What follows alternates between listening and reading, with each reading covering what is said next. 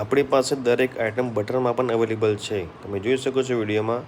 તમારે કોઈ પણ આઇટમ ખાવી હોય તો બટરમાં બની જશે. આમલેટ હોય, પુલાવ, કીમા, ભુરજી, હાફ ફ્રાય, ફૂલ ફ્રાય, મસાલા ફ્રાય, બોઇલ ફ્રાય, ગોટાળો, ઢોસા, ટીકા, કરી કે તમારી કોઈ પણ મનપસંદ આઇટમ અમે બટરમાં ચીઝમાં બનાવી આપીશું.